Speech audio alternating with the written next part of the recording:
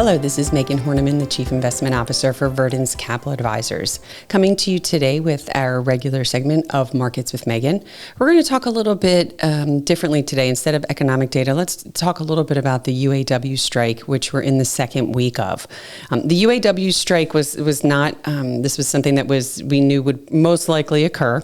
There's some things we know and things we don't know. At this time, there's just about 18,000 employees across three big automakers. The difference between this strike and what we've seen in the past is that the UAW is striking the major three automakers here in the U.S. at the same time. Typically, they go one by one, but this time they're striking all three.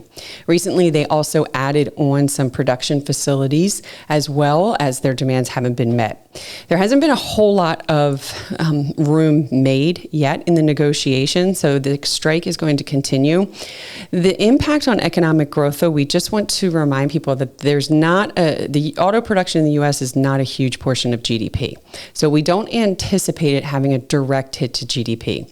The two impacts it can have is in, unfortunately, the supply chain, which we've just really started to improve since the pandemic. But with the production sites being closed down as well, we could have some impacts on the supply chain, specifically in the auto sector of the economy.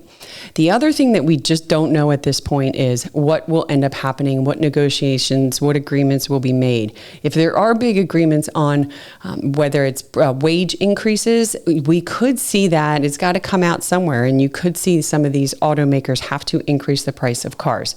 We don't know that yet. We don't know what the final agreement will be made, but we do know that could have another impact on inflation, not only from increased wages, but also now increased autos. We're going to keep an eye on this, the impact to GDP, the disruptions to the supply chain. It all also depends on not only how long it goes on, but how many more production facilities that do get targeted. At this point, they're doing this slow and methodically because they do have a certain amount of money in the UAW fund in order to pay workers that are on strike. So they're starting slowly. They started with some of the plants. Now they're with the production facilities, and we're waiting to see what may be the next steps that they take if there's no moves in the negotiations.